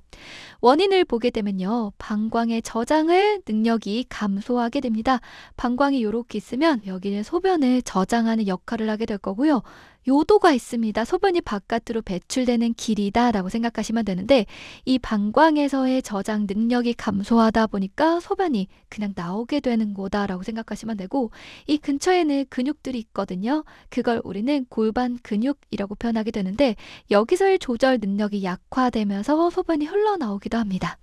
그래서요, 어떤 치료 및 예방이 필요하대요? 이 근육의 힘이 떨어졌으니까요, 강화할 수 있는 운동이 필요하게 될 거고요. 또 체중을 조절하는 것도 필요하게 됩니다. 비만하게 되어 체중이 많이 나가게 되면 복부 안쪽의 압력을 증가시키게 될 거고요. 방광을 누르게 됩니다. 그러면 요실금의 증상이 더 악화될 수가 있거든요. 그러니까 체중을 조절하는 게 필요하게 되는 거고, 요실금이 있다고 해서 수분 섭취를 제한하면 돼요? 안 돼요? 절대 안 되는 거예요. 수분 섭취는 충분하게 하는 게 필요하게 됩니다. 소변을 조절할 수 없다고 하더라도요, 수분 섭취는 충분하게 하는 게 도움이 된다. 요실금의 종류 한번 보도록 할 건데요. 사실은요, 이거보다 더 많은 종류가 있는데 우리 책에는 요 정도가 나와 있고요. 그 중에서도 시험에 자주 나오는 건 복압성 요실금입니다. 요거를 선생님들께서는 꼭 기억을 해주셔야 되는 건데, 이름만 보더라도 어떤 요실금인지 대충 감이 오실 거예요. 복부에 압력이 증가하면서 요실금이 발생을 하게 되는 겁니다. 어떤 경우가 있대요? 기침, 웃음, 재채기, 달리기, 줄넘기, 뭔가 복부에 배 쪽에 압력이 가해진 행동을 하게 되었을 때 그것 때문에 소변이 찔끔찔끔 나오게 되는 것, 이걸 우리 뭐라고 한다고요? 그렇죠. 복압성 요실금. 나이가 듦에 따라서 특히나 흔하게 발생할 수 있는 요실금의 종류가 됩니다. 복부에 압력이 증가하면서 발생하게 되는 요실금을 우리는 복압성 요실금이라고 표현합니다. 절박성 요실금이 나오고 있습니다. 절박한 거예요. 소변을 보고 싶다고 느끼자마자 바로 소변이 나오게 됩니다. 절박하게 나오는 것, 바로 나오게 되는 것을 우리는 절박성 요실금이라고 표현하게 되고요. 역류성 요실금입니다. 역류하는 거예요. 거꾸로 흐르게 됩니다. 왜 그렇게 되냐면요, 소변이 가득 찬 거예요, 방광에. 근데 이런 것들이 제대로 배출되지 않다 보니까 소변이 조금씩 넘쳐서 바깥으로 흘러나오게 되는 현상을 우리는 역류성의 요실금이라고 표현합니다. 여러 가지가 있는데 만약에 헷갈리신다라고 생각이 드신다면 복압성 요실금 요거 하나만 정확하게 암기하고 가주시면 될 것 같아요. 전립선 비대증 보겠습니다. 전립선은요, 남성에게만 있는 부위가 될 텐데요. 옆에 있는 그림 한번 보도록 하면 방광이 있고요. 소변이 모여있다가 이렇게 바깥으로 나오게 된다라고 말씀해 드렸습니다. 이 나오는 통로를 우리는 요도라고 표현을 하게 될 건데요. 이 보게 되면 방광 옆에요, 뭐가 있나요? 이 부분을 전립선이라고 표현하게 되는데, 전립선이 이렇게 비대해지게 되면요, 요도를 누르게 될 거고요. 소변을 보는데 어려움이 있게 됩니다. 이랬을 때 우리는 전립선 비대증이다 라고 표현합니다. 전립선이 비대해진 것, 커져 있는 것, 그러면서 소변을 제대로 못 보는 상태라고 봐주시면 되는 건데, 원인은요, 호르몬 불균형 때문에 그래요. 남성분들이 나이가 듦에 따라서 남성 호르몬이 감소하게 되고요. 반면에 여성 호르몬은 증가하게 되는데, 이러한 불균형 때문에 전립선이 커지게 되는 그러한 질환이 나타날 수가 있습니다. 이때의 증상 한번 보도록 할게요. 이렇게 전립선이 커지게 되면요, 요도를 누르게 될 거고요. 소변을 제대로 볼 수가 없겠죠. 요도가 좁아져서 소변의 줄기가 가늘어지는 특성을 보이게 됩니다. 이처럼 특성에 대한 것들도 시험에 자주 출제가 되고 있으니까 선생님들께서 이래서 그랬지라고 이해하시면서 넘어가 주시면 될 것 같아요. 소변을 봤는데요, 시원하지 않아요. 이걸 우리는 소변이 남아있는 느낌, 잔류하고 있는 느낌이야 라고 해서 잔뇨감이라고 표현하고 있고요. 소변을 보려고 하는데요, 바로 나오지 않아서 힘을 꼭 줘야 하지만 소변이 나오는 그러한 증상도 나타날 수가 있습니다. 빈뇨, 긴박뇨, 야뇨가 발생할 수가 있는 건데 빈뇨는요. 소변을 빈하게 자주 보는 겁니다. 자주 보게 되었을 때 빈뇨라고 표현하게 되는데 일반적으로 소변을 봤는데요. 2시간 이내에 또 소변이 마려워요. 그랬을 때 빈뇨다라고 얘기를 하고 있고요.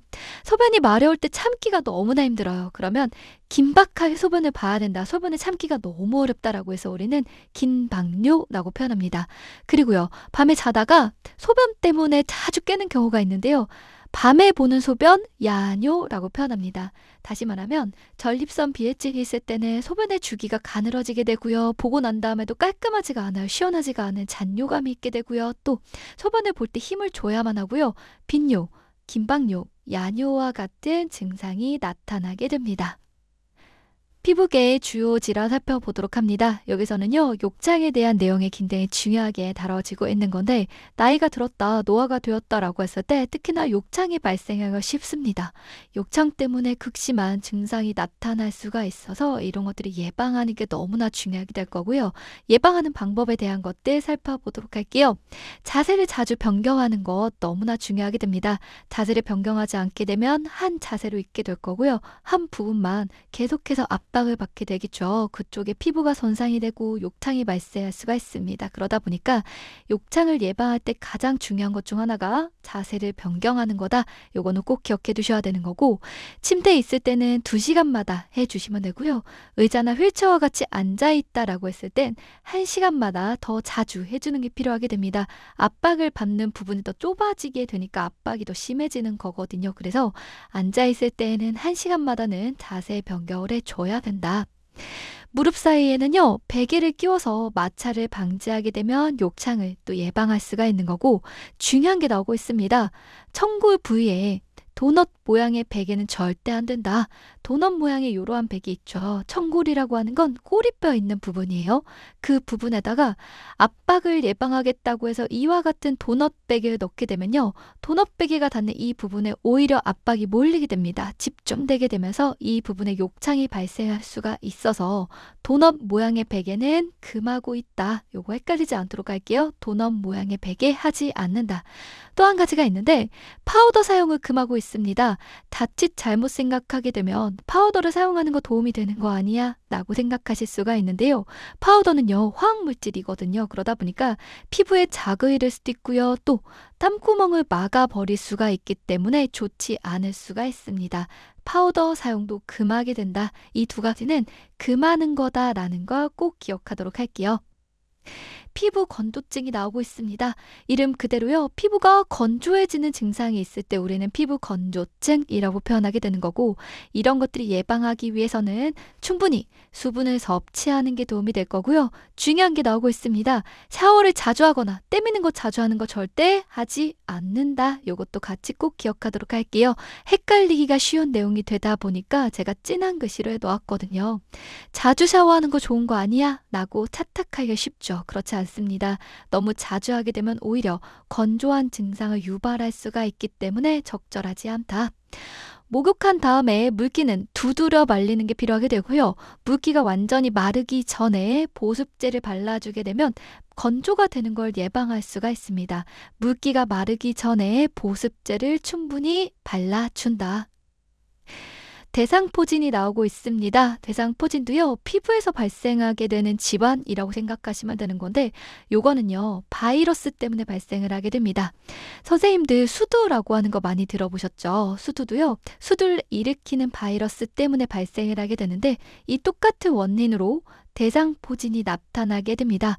요거는 한번 걸리고 나면 우리 몸에 잠복해 있어요. 그러다가 우리의 몸의 저항력이 떨어지게 되었을 때, 다시 말하면 면역력이 떨어지게 되었을 때 그때 갑자기 증식하면서 증상을 발현시키게 됩니다. 위에 있는 그림 한번 보도록 할까요? 이런 식으로요. 이렇게 띠 모양을 이루면서 수포와 같은 증상을 나타나게 되는데 이게 대상포진의 특징적인 증상이에요. 이렇게 띠 모양을 이루고 있다. 수포가 있고요. 아파요. 자결감이다라고 하는 건 타는 듯한 느낌이라고 생각하시면 됩니다. 이 한자 뜻 자체가 타는 듯한이라는 뜻을 갖고 있거든요. 그만큼 아픔을 느끼게 되는 그러한 증상이 나타난다라고 생각하시면 되고요. 바이러스 때문에 문제가 되는 거다 보니까 치료를 위해서는 항바이러스제, 바이러스에 대항할 수 있는 치료제를 쓰게 될 거고요. 이 부분을 긁거나 하게 되면 더 전파시킬 수가 있고요. 또 이 감염 부위를 더 넓게 퍼지게 할 수 있기 때문에요. 긁지 않도록 하는 것도 중요한 얘기가 됩니다. 네 번째, 옴 한번 볼게요. 옴은요, 진드기 때문에 발생하게 되죠. 가려움증 때문에 아주 힘든 그러한 질환이 됩니다. 특히나 밤에 옴 진드기가 많이 활발하게 활동을 하거든요. 그러다 보니까 밤이 되었을 때 가려움증이 특히나 심하게 되더라. 요거 기억해 두시면 되는 거고, 빨간 글씨 부분이 있습니다. 중요한 내용 있죠. 동시에 함께 치료 별표까지 꼭 기억을 해주셔야 됩니다.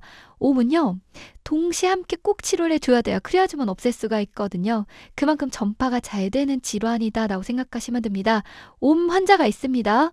심체 접촉이 있었던 모든 사람은 증상이 있던가 없던가 관계없이 접촉을 했다라고 한다면 무조건 동시에 함께 치료를 해줘야 됩니다.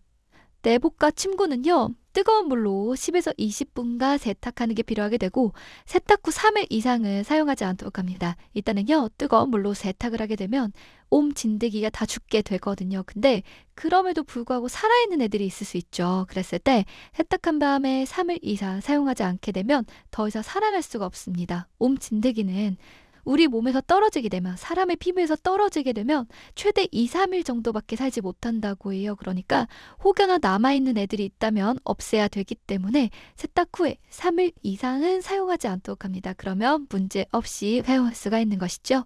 감각기계 주요 질환 살펴보도록 할게요. 감각기계에서는요, 녹내장, 백내장 혹은 귀와 관련된 부분들이 나오게 될 겁니다. 보고 듣는 것과 관련된 여러 가지 질환들 살펴보도록 할 건데, 눈이다라고 했을 때 대표적인 주요 질환은 녹내장이 있을 겁니다.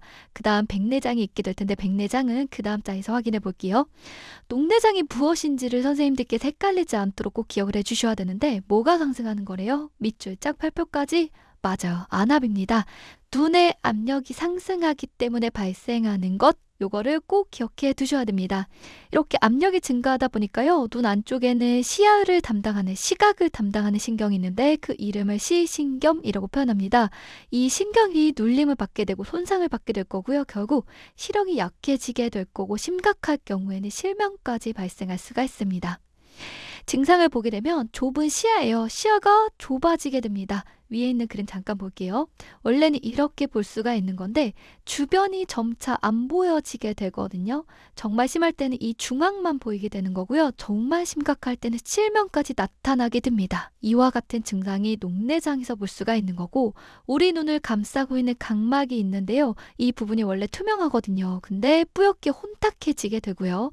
또 눈의 압력이 증가하다 보니까 통증이 발생을 하게 됩니다. 안구에 통증이 있게 되더라. 치료 및 예방을 보게 되면 안압이 상승하기 때문에 여러 가지 증상들이 나타나게 되는 거잖아요. 결국 안압이 상승하지 않도록 하는 게 중요하게 됩니다. 머리로 피가 몰리는 자세 절대 안 되겠죠. 대표적으로 물구나무 서기와 같은 것들은 절대 안 되는 거고요. 복압이 올라가는 운동도 하지 않습니다. 복압이라고 하는 거 복부의 압력이에요. 배의 압력이 증가하는 거죠. 이런 것들은 마찬가지로 안압도 증가시킬 수가 있거든요. 그러니까 복압이 올라가는 운동, 대표적으로 윗몸 일으키기와 같은 것들도 하면 안 된다. 고개를 숙인 자세에서 장시간 동안 독서를 하거나 작업을 하는 것도 안 된다. 고개를 숙이고 나서 장시간 동안 뭔가 하게 되면 눈의 압력이 증가하게 되거든요. 결국 눈의 압력, 안압이 올라가는 행동들은 절대 하면 안 된다. 요거를 기억해 두세요. 백내장으로 넘어가 봅니다. 앞에서는 녹내장에 대해서 배웠고요. 지금은 백내장에 대해서 배울 건데 대표적인 질환 중 하나입니다. 이름만 딱 보더라도 느낌이 오실 텐데요. 눈이 하얗게 되는 건데 어느 부분이 하얗게 되는 거냐? 수정체 부분이 혼탁해집니다. 하얗게 되는 걸 얘기하게 됩니다. 이것도 별표 꼭 기억하도록 할게요. 녹내장과 헷갈리시면 안 돼요. 녹내장은 안압이 증가하는 거고요. 백내장은 백자가 들어왔죠. 수정체가 하얗게 되는 것이라고 생각하시면 됩니다. 눈동자를 보게 되면요. 하얗게 뭔가 껴있어요. 백태가 껴있다라고 표현하게 되는데 그렇다 보니까 볼 때에도 뿌옇게 잘 안 보입니다. 여기 있는 그림 한번 볼게요. 원래는 이렇게 선명한 색깔로 보여야 되는데 이런 식으로 뿌옇게 보이게 되는 게 백내장의 증상이 되는 거고요. 불빛이 있을 때요. 제대로 볼 수가 없다 보니까 빛이 상한되거든요. 퍼지면서 무지개처럼 보이기도 합니다. 그리고 밝은 불빛이 있을 때 제대로 보이지 않고 흐릿하게 보이면서 눈부심 증상이 있고요. 녹내장과 대표적으로 크게 다른 거는 통증은 없어요. 녹내장일 때는 안압이 증가하다 보니까 안구에 통증이 있다라고 했죠. 백내장은 수정체만 하얗게 변하는 거예요. 혼탁해지는 거다 보니까 따로 통증이 있지 않다. 잘 보이지 않다 보니까 결국 시력이 감소하는 증상은 나타나게 됩니다. 노인성 난청 한번 보도록 할게요. 노인이 되면서 듣는데 곤란해지는 겁니다. 잘 안 들리게 되는 거죠. 이때 중요한 얘기가 있는데 어떻게 해야지 더 잘 들릴까요? 크게 소리치면 잘 들릴까요? 아닙니다. 고음의 큰 소리, 고함 치는 것 이런 거는 잘 안 들리고요. 저음으로 차분하게 또박또박 얘기하는 게 훨씬 더 의사소통에 도움이 되더라 라는 거 함께 기억하도록 합니다. 내분비계로 넘어가 보도록 할게요. 내분비계다라고 하게 되면 우리 몸 안에서 분비가 되는 건데 대표적으로 호르몬과 관련된 얘기를 할 때 내분비계 질환이다 라고 표현합니다. 첫 번째, 당뇨병이 나오고 있습니다. 너무나 중요하죠. 당뇨병은 노인이 되었을 때 많이 걸리게 되는 질환 중 하나이다 보니까 우리 시험에서도 자주 출제가 되는 질환이 됩니다. 이때 어떤 호르몬의 문제래요? 인슐린이죠. 인슐린은요, 혈당을 조절해주는 호르몬인데요. 인슐린이 제대로 분비가 되지 않거나 분비가 되기는 되는데 분비량이 부족하거나 인슐린에 대해서 우리 몸에 저항이 생기는 거예요. 제대로 분비가 되는데 그만큼 작용을 해줘야 되는데 민감하지 않게 작용합니다. 혹은 호르몬의 작용에 대해서 저항을 보여요. 이만큼 혈당이 떨어져 줘야 되는데 떨어지지 않게 됩니다. 이럴 때 우리 몸의 포도당의 수치, 혈당의 수치가 증가하게 되면서 너무나 증가하다 보니까 소변을 봤을 때요, 혈당이 섞여 나오기까지 합니다. 이럴 때 우리는 당뇨병이라고 표현합니다. 결국 혈당 조절이 되지 않아서 소변에 혈당이 나올 만큼 우리 몸에 혈당이 많은 상태라고 생각하시면 돼요. 그래서 이름도 보면 소변에 혈당이 있는 것, 포도당이 나오는 질병이라는 뜻을 갖고 있죠. 증상 한번 보도록 합니다. 당뇨병이 되었을 때는요, 혈당 조절이 되지 않아서 우리 몸이 달달해지게 되는 거고 결국 소변에도 혈당이 나올 만큼 달달한 상태에 이르게 되는데요. 이랬을 때는 갈증을 많이 느끼게 되거든요. 그래서 음료를 많이 마시게 됩니다. 다음증이라고 표현해요. 갈증 때문에 다음증의 증상이 나타나게 되고요. 소변을 무진장 많이 보게 됩니다. 다뇨증이라고 표현합니다.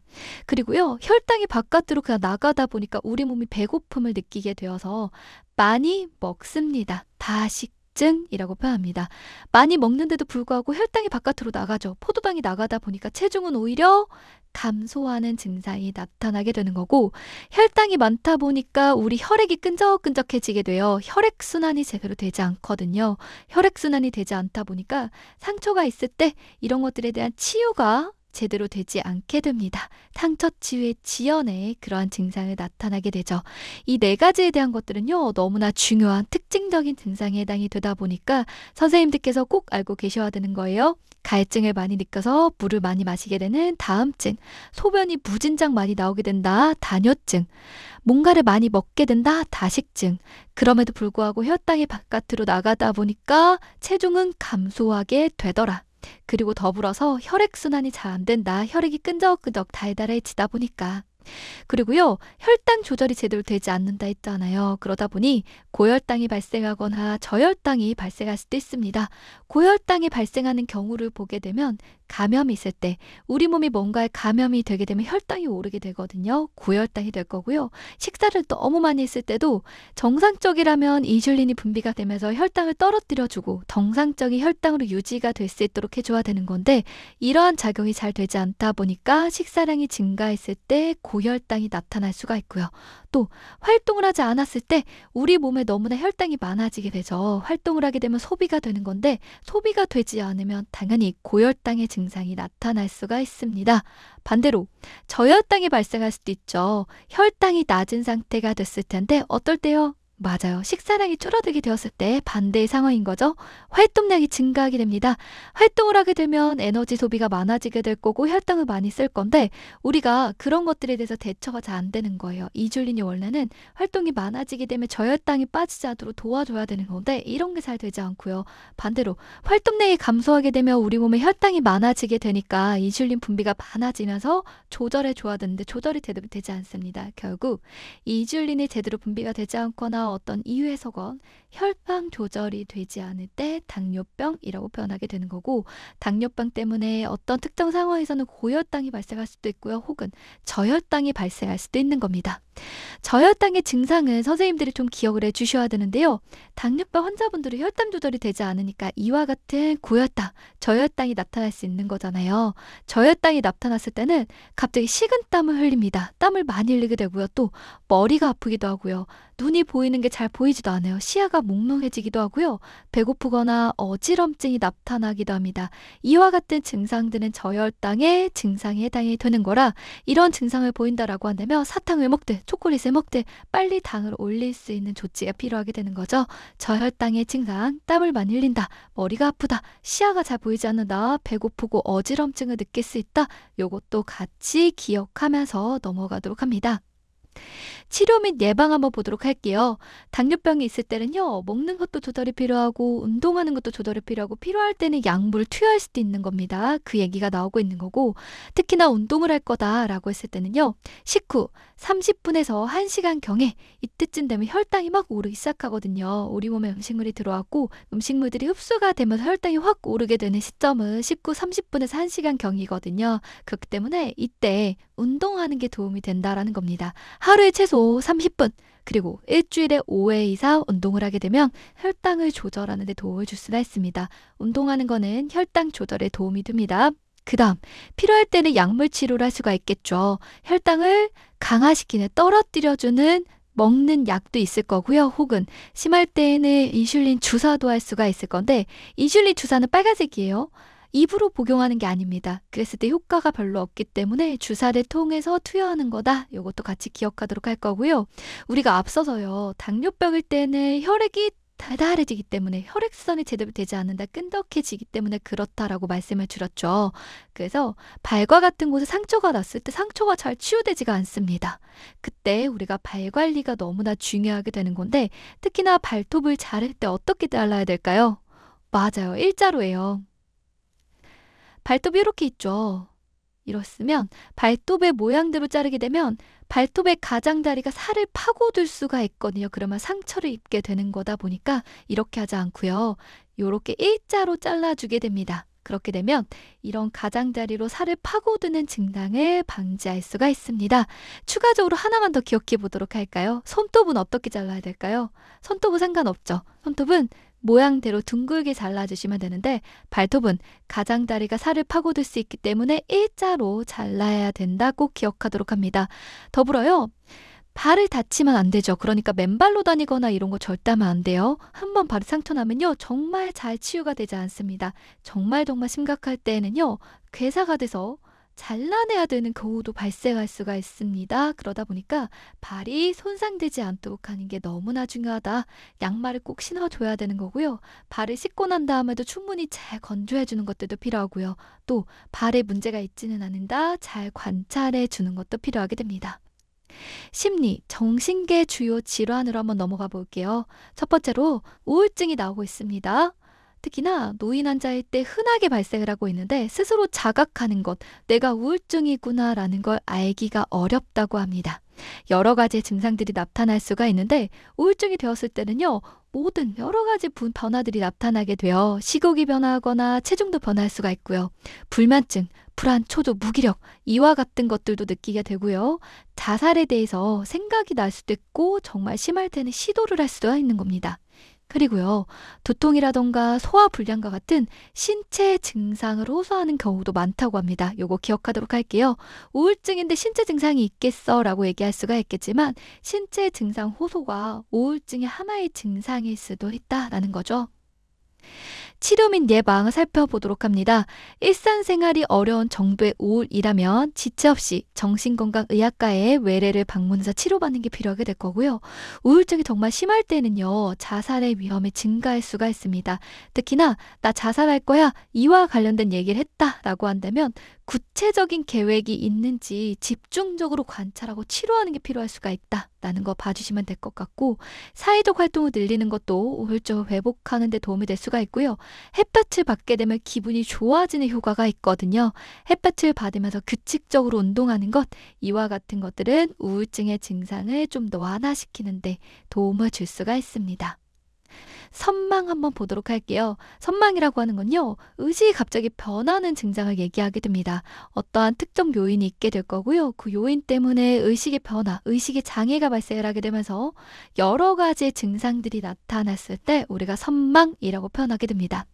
증상을 보게 되면요, 급격하게 발생을 하게 됩니다. 어떠한 요인 때문에 갑자기 의식의 장애가 발생하는 걸 얘기하게 되고, 특히나 우리가 선망을 얘기할 때 치매하고 비교하기도 하거든요. 요거는요, 그 다음 강의 때 치매에 대해서 배울 건데 제가 다시 한 번 더 그때 정리해 드릴 거고, 지금은 선망에 대해서 정확하게 기억하고 넘어가도록 할게요.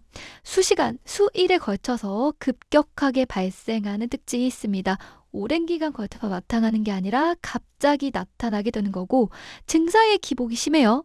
그리고 진압력 장애가 발생하게 되는데, 진압력이라고 하는 건 알아채는 거예요. 인지하는 건데 어떤 거냐면 세 가지 분야를 얘기합니다. 시간, 장소, 사람. 이 세 가지에 대해서 잘 못 알아차리게 되는 그러한 증상들이 나타나게 되고 주의력도 떨어지게 됩니다. 치료 및 예방을 보게 되면요, 진압력이 떨어진다라고 했죠. 진압력은 시간, 장소, 사람, 이런 것들을 못 알아보는 거잖아요. 그러니까 진압력을 잘 챙길 수 있도록 도와주는 게 필요하게 되는데, 달력이라던가 시계와 같은 것들은 가까이에 두어서 확인할 수 있도록 하는 거고요. 우리가 날짜라던가 상황과 같은 것들도 설명해 주는 거예요. 현재 어떠한 상황인지도 얘기하는 게 도움이 될 거고요. 환경과 같은 부분들을 친숙하게 해주는 게 도움이 됩니다. 그리고 접촉하는 사람의 수가 많아지게 되면 오히려 혼돈을 줄 수가 있거든요. 의식 장애를 악화시킬 수가 있기 때문에 접촉하는 사람의 수를 줄여주는 겁니다. 자극을 줄여주는 게 필요하게 되고, 대신 친숙한 가족의 구성원들은 자주 방문을 해주게 되면 증상을 완화하는 데 도움을 줄 수가 있습니다. 선망에는요, 야간 선망이라고 하는 것도 있어요. 앞서 보았던 건 선망에 대한 전반적인 내용을 살펴본 거라면, 야간 선망이라고 하는 용어에 대해서 잠깐 살펴보고 넘어가도록 하겠습니다. 야간 선망이라고 하는 건요, 말 그대로 밤이 되었을 때 의식장애가 발생을 하게 되는 겁니다. 갑자기 사람을 못 알아보거나 갑자기 어딘지 모르거나 이런 것들이요. 특히나 치매 대상자가 밤이 되었을 때 성격이 갑자기 완전히 달라지면서 흥분하거나 환각 증상을 보일 때 우리가 야간 선망이라고 표현합니다. 가벼운 수준이라면 밝게 해주며 다시 안정을 취할 수가 있는 건데요. 너무나 심각하다, 지금 심각하게 흥분되어 있고 이건 도저히 어떻게 할 수가 없다라고 한다면 즉시 보고하게 되는 거고, 전문가 치료가 필요하게 될 겁니다. 여기까지 보게 되면요, 우리가 노화에 따른 주요 질환들을 쭉 다 살펴보았습니다. 계통에 따라서 질환이 달라지게 된다라고 말씀을 드렸고요. 각각의 질환들의 특징에 대한 것들 기억하셔야 되는 부분들만 쏙쏙 뽑아서 우리가 확인했습니다. 여러 가지 내용들이 나오게 되었는데 아무래도 내용이 많고 질환이 많다 보니까 좀 어려운 부분이 되실 수 있을 것 같아요. 강의를 여러 번 들어보시면서요, 아, 이 내용이 이렇게 나오는구나 라는 것들을 익숙해지시는 게 필요하게 될 것 같고요. 여러 번 들어보시고 그 다음 문제까지 꼭 풀어보셔야 됩니다. 특히나 질환 파트는요, 문제를 풀지 않게 되면 되게 헷갈려요. 실제로 문제를 봤을 때 아무리 내용을 알아도 실수하기가 굉장히 쉽습니다. 그러다 보니까 살펴보도록 하고, 여기 있는 내용들 강의에 대한 것 쭉 다 봐주시고요. 제가 중요한 내용만 정리한 거니까 모두 다 봐주셔야 되는데, 본 다음에 문제까지 꼭 풀어주시면서 아, 이런 것들이 중요했구나 라는 걸 다시 한 번 더 챙겨가시길 바랄게요.